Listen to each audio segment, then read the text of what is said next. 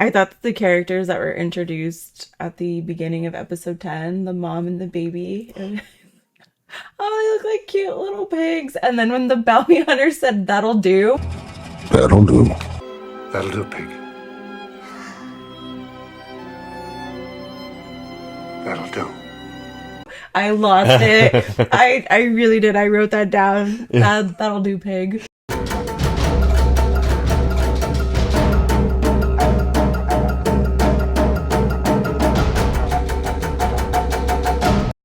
Hey, I'm Kyle with KennerHunter. And I'm Dom. Welcome back to another week of Bad Batch Season 3 review. We have episodes 10 and 11. Get your tissues, get a cola, get ready. We're jumping in. Episode 10, Identity Crisis. What a crisis for parents, because oh my god. Yeah, that was really hard because you try to do all you can to protect your kid as a parent. She did it at the market, she did it in her home, and it unfortunately wasn't enough to stop her child from being taken. It was a little bit of a gut hit because Man. when something happens that quickly, I mean, granted, we're very well prepared. When further into the episode, we hear Dr. Carr talk about the children that are in the lab, and she says they're children, like I was, and that was a piece of the puzzle I didn't know about, that she has been, I guess, in this environment. Is that true? Since she was a child? Well, we don't know too much about her. She's been in some environment similar to Omega. Because she's a clone, just like the others that we see on the top of that like viewing platform. Mm-hmm. Assuming they're all clones. They look like Emery. Mm-hmm. Nelissa mentions that she didn't have a choice, that she had to protect Omega. And at least for me, this is the first time I saw her really outspoken about the protection she did offer. Whereas before, in the beginning of the season, it was very obvious to the viewers, but not obvious in her words to other people. Yeah, I think she's got nothing to lose. That's how I took it. Because I'm surprised that she's saying things. She trusts Emery, or she just knows she's got nothing. Like, it's already done. So why not? Do you think she still likes Emery at this point? I'm so confused with Emery's motives and actions. Like, I know earlier in one of our first couple episodes, I was like, "Oh no, Emery's done. She's junk." Da, da, da. And you were like, "Oh, I'm like you didn't like her, but I still don't. you asked if there was something there," and I was like, "Nah, there's nothing." Well, I was wrong. Like, she's totally, she has a soft spot for Omega. I mean, yeah, they're sisters in a way apparently, and who knows. But there's so much going on in her head. And I didn't expect that. I didn't expect to have her, come full circle. I mean, I know the season's almost over, but that's wild. I have a good read on people. It's, as a parent, it was cool to see, this sad little alien, have a moment with that little teddy bear. And She gave her Omega's doll. yeah. This episode was good. I mean, yeah, being a parent or not, I mean, the vulnerability of these kids, they made it real. I had one last point about the doll that Emery gave to the other child. It seemed like she was giving a portion of Omega to the child, potentially a voice or those leadership characteristics that may hint at the role that those children play in Emery's actions or decisions in freeing them, hopefully, or some type of ending. Hopefully. Yeah, I don't know. I mean, there's a lot to unpack in this episode. We even with Hemlock, and I think that's one of the things too, is he's seen a little vulnerable in these two episodes. We have Tarkin coming down on him, and get your act together kind of thing with the budget and all this. Oh, yeah. So at this point, Hemlock reminds me of a Voldemort boss that I had at one point in my life. And I think that's what makes it so interesting for me, is watching from that perspective. And this character is telling all of the people that are more powerful than him, your time is limited, your time is up. And I'm like, oh, yes. But then he's playing it off as, I'm fine. Yeah, whatever. I got this. Yeah, I also Does kind of not. feel like he's making mistakes. What were you gonna say? Oh, I said he does not have it. No, and He that's does not. why I feel like he's making mistakes he normally wouldn't. Like Mm. when Emery's like, "Yo, I'm gonna go with the specimen. I want to make sure everything's good." And he's like, "That's not necessary." And then she put her foot down. He was like, all right, go ahead." And then right after that, he gets interrupted to go call Tarkin. And I'm like, he wouldn't have. Like, I'm assuming this character wouldn't have done that before. You know, it would have been just, nope, you're not in there.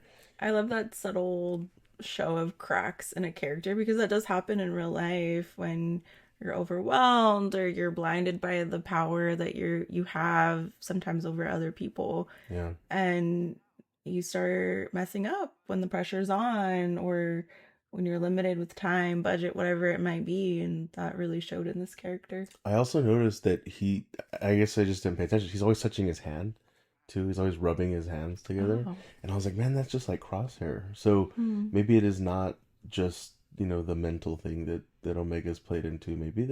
Maybe he's tried to experiment on himself a little bit. I don't know. We've only got a couple episodes left in this, but his character has changed. Like you, Hmm. you can see it's daunting. So it's a super good episode. We see Cad Bane coming in the picture, the big bad bounty hunter, and it was great because it wasn't prolonged. It was just in and out. His style. There was no like secondary quest. It fit the story. I He's think. good at his job. That's Yeah, what he said. don't you love it?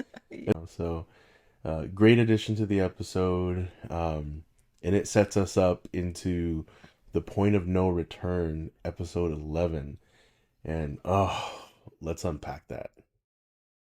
Well, first of all, the opening of the episode 11's opening, we watched with captions, and it said gonky honks. It was the birds. No, What it's is a droid, the Gonk droid. all these country songs come in my head? Gonky honks. No, I it's was not a like, honky tonk, but donk. what No. is this? But I don't know. That kind of gave me a little comedic relief because the rest of the episode was just dark and filled with action. It was a great pace. Yeah. What did you think? Great episode. I thought we were gonna lose Wrecker there for a minute. I thought this was gonna be a big drop off with main characters.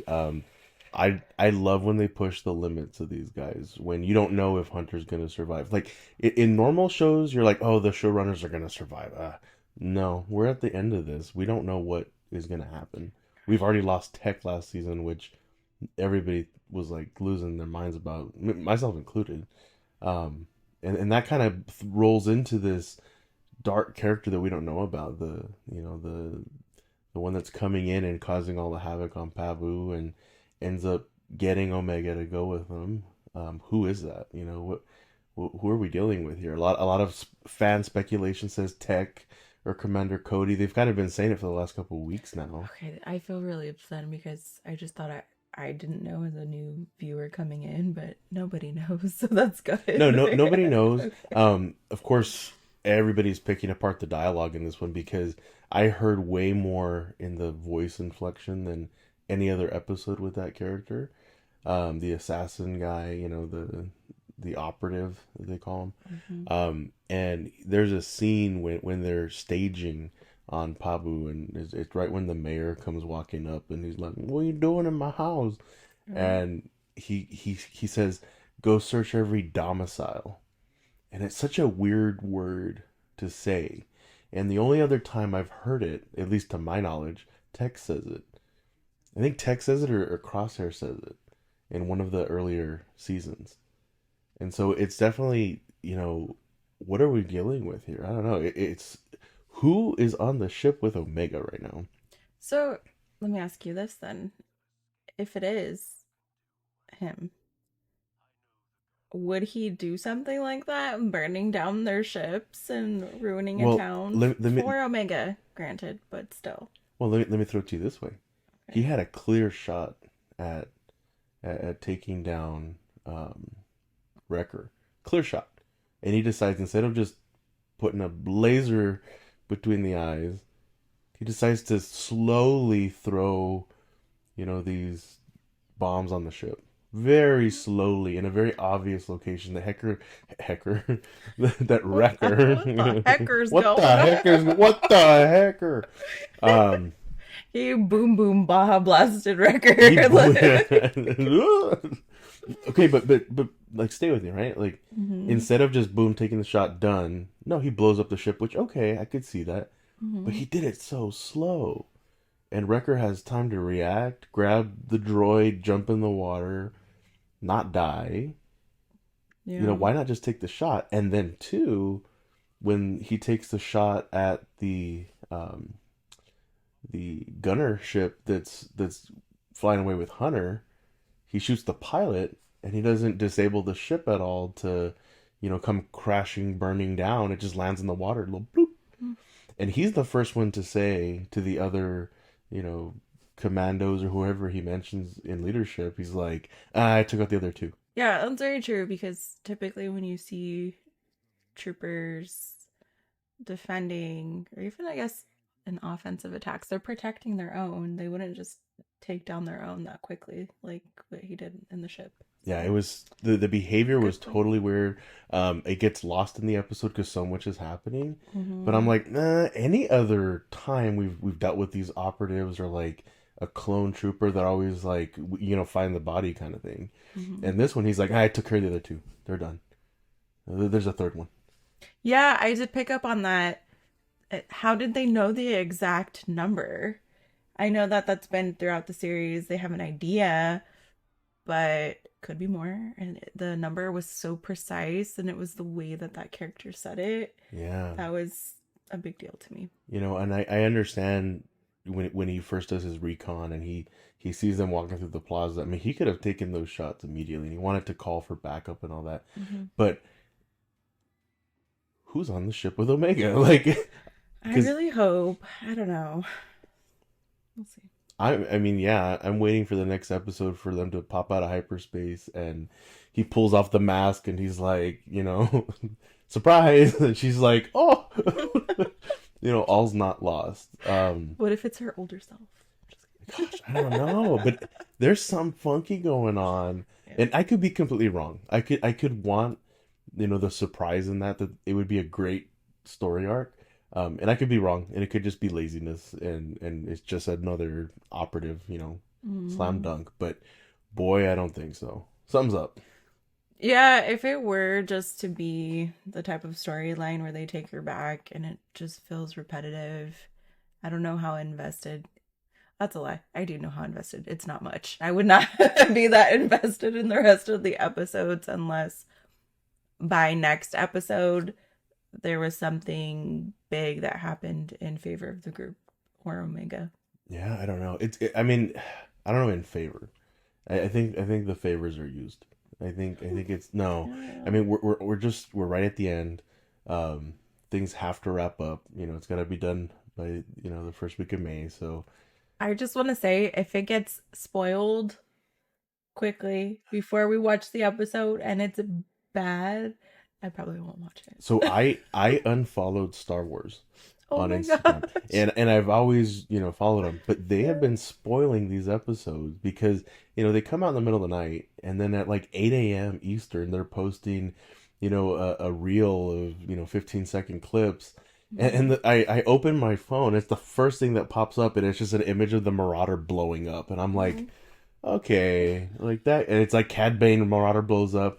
Like, He texted me immediately. I was like, I'm so mad. I was like, what? Hey, we haven't seen it yet. It just came out. And of course, all the comments agree with that. But Mhm. man, come on, Disney, release it at 6 p.m. at a reasonable hour. We're all old. The kids have bedtimes. Who is consuming this at Yeah, 3 that's if it's a.m.? cartoons and it's meant to be an audience for children. They I know don't what they're know. doing. The mouse knows what they're doing. The mouse. Yeah.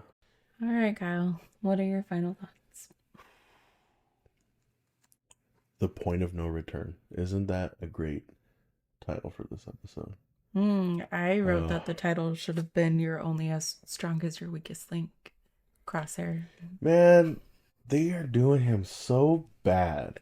He went from like a pale bean looking boy, Oh, and then now he's got color. He smiled in this episode. yeah. The last time we saw him smile, I think was season 1, episode 1, and he like grinned because he made fun of somebody, and here he smiled at Omega, and he's got color in his face. It was very Oh grandparent like, the yeah, evolution of him in this episode. Yeah, I think it yeah. was. It hurt. I love his character so much now. Not that I ever hated him, but I was just like, oh, this guy is so difficult. And now I'm like, no, why did he miss? Yeah. Why did he miss? And it was like that dart didn't have any juice in it. Yeah, ain't got no gas in it. Like it's just, No, Crosshair didn't have any juice in him. He should have just. oh man, I he's all of don't us right know. now. Just trying to run after our kid, and then oh, gotta walk up Oh the man, stairs, and oh my gosh, that was he tough. did walk up a couple He flights didn't worth catch a of. break, and I don't want to hear Hunter coming with attitude. He's over there swimming in the water on the beach. I don't want to hear him coming up and you did. No, Wrecker's sleeping. He's having a siesta. I did think about Gosh, they're the ones that had the fight, right? About who cared about yeah. Omega the most, and they both tell you Oh, both lost her. So you both done like, did it. you both lost her. Shouldn't have said anything, but oh man, can't catch a break. That guy. They're out of their ship. Such a cool ship that we've seen since the Mm. Clone War era. Gone. Dave Filoni, John Favreau. They love doing that to our ships. I mean, they take out the coolest ones so quick. So who knows? And also your favorite, taking out the boats, the continued All the theme. boats. They Like, destroyed the boats. Thank you. And they were so smart about it. I'm like, thank you. Thank you. Finally. Where are we headed for these next couple episodes? I have no clue. Uncharted territory. I am so hooked on this show. I am so happy that it's coming to an end because it right now it's going to end on a high note for me. Like I kind of don't. It doesn't matter where it goes the next couple episodes. I've gotten 4 really good episodes out of this, almost 5 really good ones out of this season. And that's more than most shows nowadays, so that's I'll true. take it. I mean, I've been emotionally invested in this. Oh, it's gonna. I don't know if it's gonna hurt. It will. It might, Hmm. but there's some cool areas I think we're gonna head. I think about that episode with Asajj, and it didn't really go anywhere. But hey, Omega has some tools now, in her belt that she can teach these other younglings, a thing or two about the Force. And so, is that something? Are they going to be able to get close to each other enough to, hi, I'm Omega, and then suddenly she's all meditating with them, That's what and I'm saying. I know it's a cool area. There's a lot of possibilities. Are we going to see Darth Vader? Are we going to see the Emperor one more time? Are we going to see Tarkin on the ground? Is this a big setup? What's going on? We don't know. Stay tuned for next week. This has been an exciting ride so far. And don't forget to subscribe.